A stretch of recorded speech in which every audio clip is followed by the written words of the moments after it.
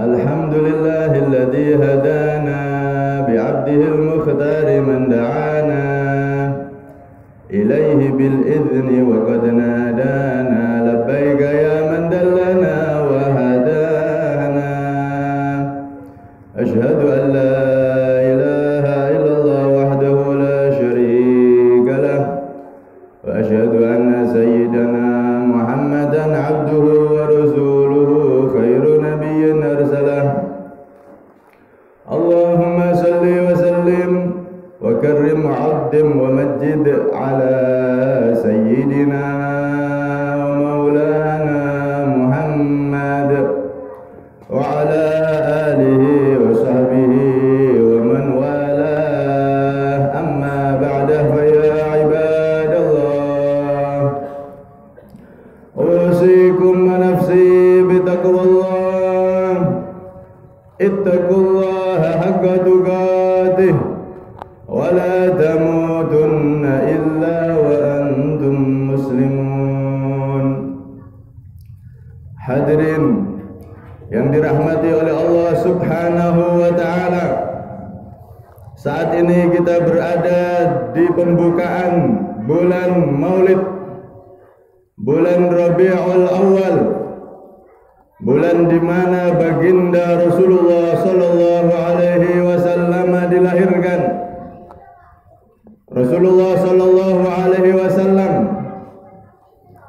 adalah barometer manusia. Siapa yang taat kepada Allah akan tetapi tidak mentaati Rasulullah, maka tertolak dan tidak diterima oleh Allah. Siapa yang taat kepada perintah Allah akan tetapi tidak taat kepada perintah Rasulullah, maka sia-sia dan tiada artinya.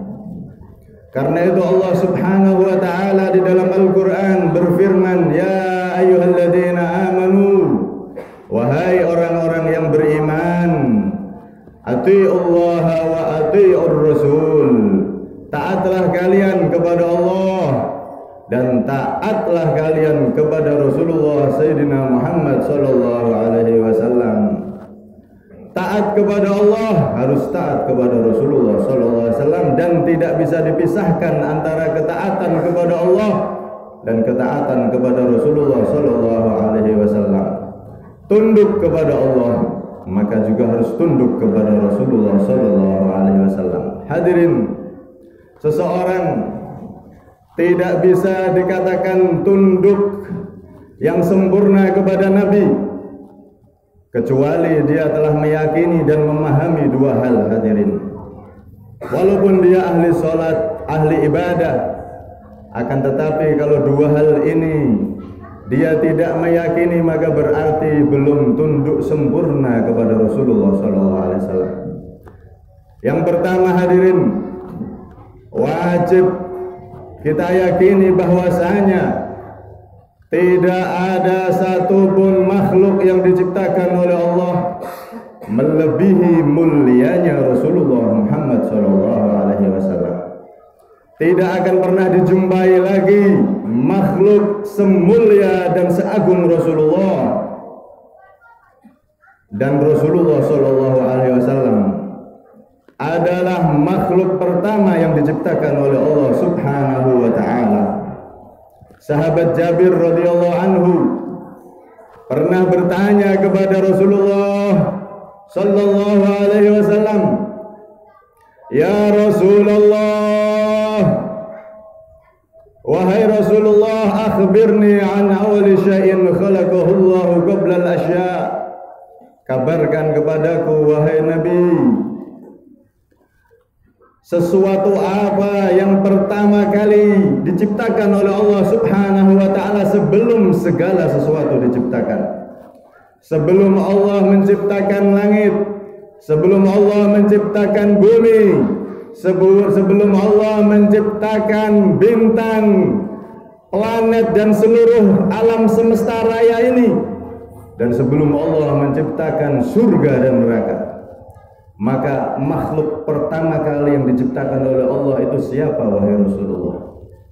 Maka Rasulullah SAW bersabda, ya Jabir, wahai Jabir, innallaha khalaqa qabla al-asya' nura nabiyyika Muhammad sallallahu alaihi wasallam. Sesungguhnya Allah telah menciptakan sebelum segala sesuatu, pertama kali yang diciptakan oleh Allah Ta'ala adalah nur Nabimu Muhammad sallallahu alaihi wasallam. Beliaulah makhluk pertama yang diciptakan oleh Allah Subhanahu wa ta'ala, nur Muhammad, cahaya Nabi Muhammad sallallahu alaihi wasallam. Dan hadis riwayat begitu banyak, waqad ta'adatir riwayat bi annahu awwalul khalqi wujudan wa asyrafuhum mauluda. Begitu banyak hadis yang menerangkan bahwasanya Rasulullah sallallahu alaihi wasallam adalah makhluk pertama, nurnya diciptakan oleh Allah Subhanahu wa ta'ala, dan beliau adalah makhluk termulia di sisi Allah Subhanahu wa ta'ala. Cukup jadi bukti hadirin bahwasanya wa qarnasmahu ma'asmihi tambihan ala uluwi maqami. Bagaimana Allah Subhanahu wa ta'ala menggandeng dan menjajarkan namanya dengan nama makhluk termulia ini. La ilaha illallah Muhammad Rasulullah.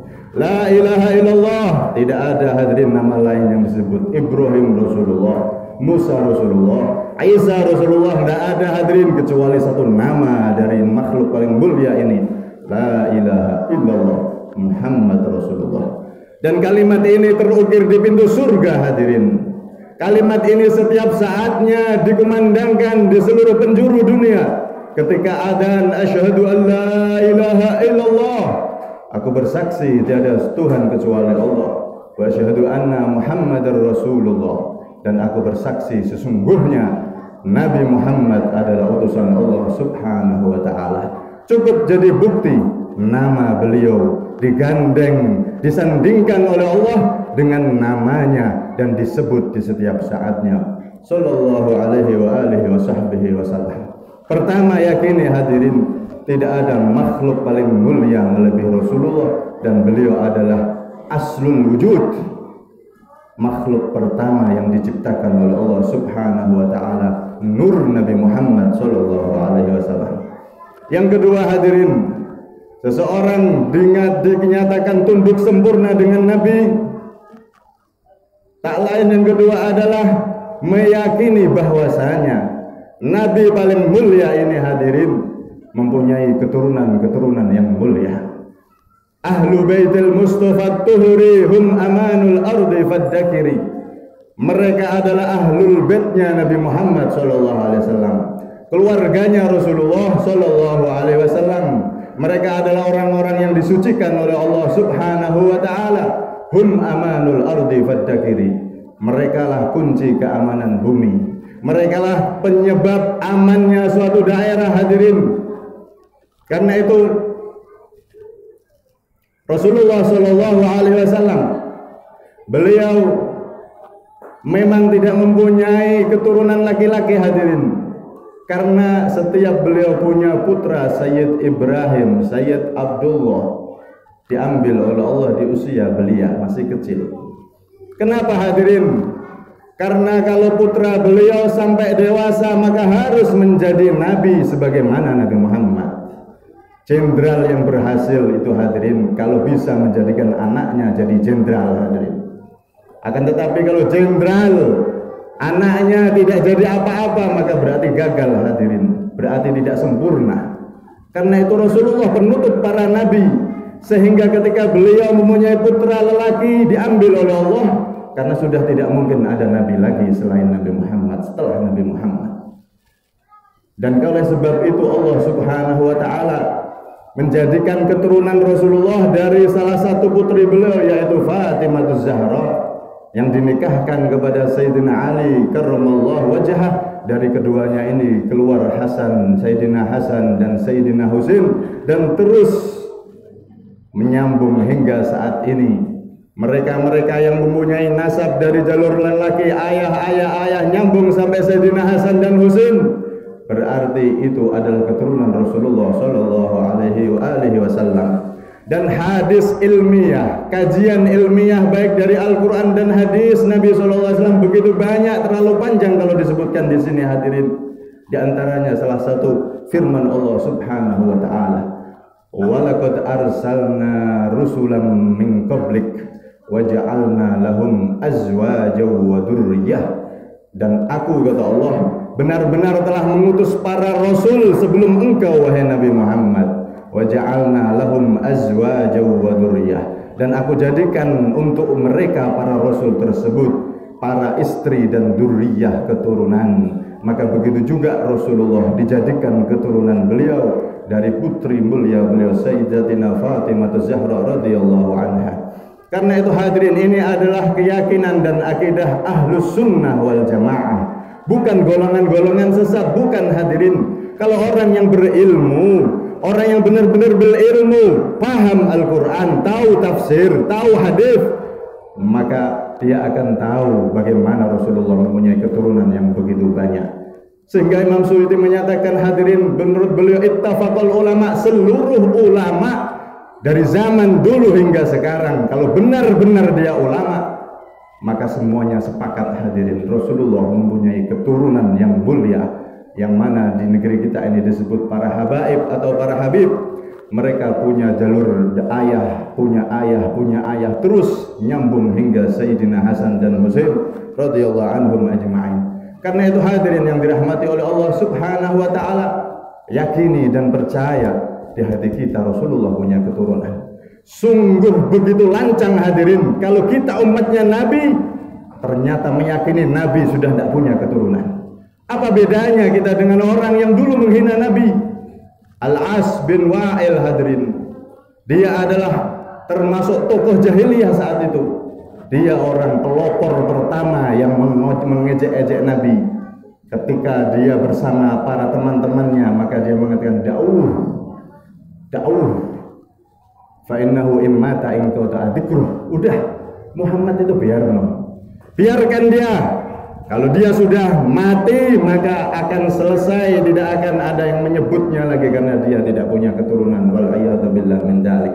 Karena itu Allah Subhanahu wa taala menyatakan dalam Al-Qur'an, "Inna a'tainakal kautsar fasholli li rabbika wanhar inna syani'aka huwal abtar."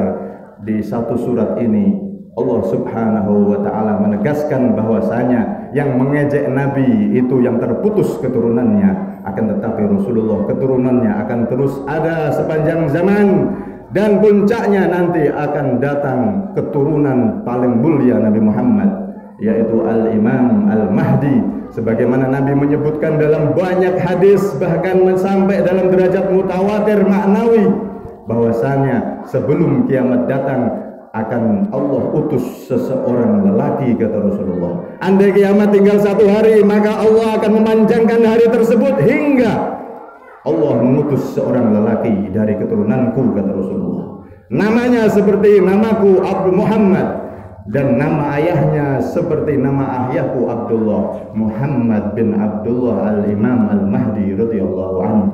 Dan beliaulah ini satu-satunya hadirin di depan yang akan berhasil mendirikan khilafah Islamiyah. Tidak ada khilafah selain Imam Mahdi hadirin. Dusta kalau ada orang yang mengatasnamakan khilafah Islamiyah, akan tetapi bukan yang membawa Imam Mahdi. Ahlus Sunnah wal Jamaah meyakini setelah Khulafaur Rasyidin, Sayyidina Abu Bakar, Sayyidina Umar, Sayyidina Uthman, Sayyidina Ali, dan Sayyidina Hasan, tidak ada khulafa lagi hadirin yang seperti manhajnya Nabi Muhammad, jalannya Nabi Muhammad, kecuali yang sempurna nanti tinggal satu, yaitu Al-Imam Al-Mahdi, dan itu beliau datang setelah menjelang detik-detik hari kiamat. Karena itu hadirin yang dirahmati oleh Allah Subhanahu wa taala, kalau kita tidak meyakini dan tidak mempercayai adanya keturunan Nabi Muhammad, maka jangan-jangan ketika Imam Mahdi datang, kita tidak percaya kepadanya karena kita sudah mengetahui, meyakini tidak ada keturunan Nabi. Ini Imam Mahdi keturunan Rasulullah. Dan hadisnya jelas, begitu banyak hadis-hadis Nabi Shallallahu Alaihi Wasallam. Karena itu hadirin yang dirahmati oleh Allah, dua ini hadirin, kalau kita yakini dalam hati, berarti kita telah tunduk sempurna secara batin dengan Rasulullah SAW. Yakini Nabi Muhammad makhluk termulia dan Allah tidak akan pernah menciptakan lagi ciptaan makhluk yang melebihi Nabi Muhammad. Dan beliau adalah aslul wujud, pertama kali makhluk yang diciptakan oleh Allah. Dan beliau keturunannya adalah begitu banyak, keturunannya terus ada hingga datangnya hari kiamat, hingga puncaknya datangnya Al-Imam Al-Mahdi. Hadirin yang dirahmati oleh Allah Subhanahu wa taala, memang keturunan Rasulullah, para habaib itu hadirin, terkadang ada yang melenceng hadirin. Maka kita wajib mencintai mereka, tetapi tidak wajib untuk mengikuti. Ikuti Nabi Muhammad. Adapun jika ada para keturunan Nabi yang melenceng, maka tidak boleh kita mengikutinya hadirin. Dan juga tidak boleh kita membenci orangnya hadirin, yang kita benci kesalahannya. Tapi ketika dia sudah kembali ke jalan yang benar, kita pun mencintai dia. Karena itu hadirin yang dirahmati oleh Allah Subhanahu wa taala, jangan sampai kita menjadi orang yang membenci keturunan Rasulullah. Karena dalam hadis sahih Nabi menyatakan, barang siapa man shalla wa shom, barang siapa yang dia salat, setiap hari dia sholat, setiap saatnya dia puasa di depan bainal hijr wal maqam, dia sholat di pinggir Ka'bah, dia puasa di situ sampai badannya hancur hadirin, karena banyak sholat, karena banyak puasa di dekat Ka'bah. Seluruh hidupnya andaikan dia punya umur 1.000.000 tahun ibadah di samping Ka'bah, akan tetapi di hatinya ada kebencian dengan keturunan Rasulullah, maka dia akan dimasukkan neraka oleh Allah Subhanahu wa taala. Karena dia sesungguhnya membangkang kepada Nabi Muhammad, dia tidak tunduk kepada Nabi Muhammad Shallallahu Alaihi Wasallam. Karena itu hadirin yang dirahmati oleh Allah Subhanahu Wa Taala, di momen Maulid ini, di bulan Maulid ini hadirin, kenali Rasulullah makhluk paling agung, Rasulullah makhluk pertama yang diciptakan oleh Allah, dan Rasulullah keturunannya selalu ada hingga datangnya hari kiamat. Andai tidak ada keturunan Rasulullah, maka Allah tidak akan mengizinkan dunia ini berumur panjang hadirin. Karena masih ada keturunan Rasulullah, puncaknya Imam Mahdi, kiamat belum datang hadirin. Kenapa? Makhluk yang paling mulia sudah wafat Rasulullah, kenapa dunia ini masih diberi umur panjang? Karena masih ada keturunan Rasulullah. Karena itu hadirin yang dirahmati oleh Allah Subhanahu wa taala, semoga kita dengan ini semakin mengenal Rasulullah, semakin yakin dengan Rasulullah. Dan dengan ini hadirin yang dirahmati oleh Allah, semoga kita kelak menjadi orang-orang yang benar-benar diakui Rasulullah menjadi umatnya. Ibadah kita tidak percuma, akan tetapi ibadah kita akan diterima oleh Allah, dan kita disambut oleh Rasulullah, bisa masuk bareng bersama Rasulullah dan bersama keturunan Rasulullah Sallallahu Alaihi Wasallam. Amin Allahumma amin, amin Allahumma amin, amin Allah.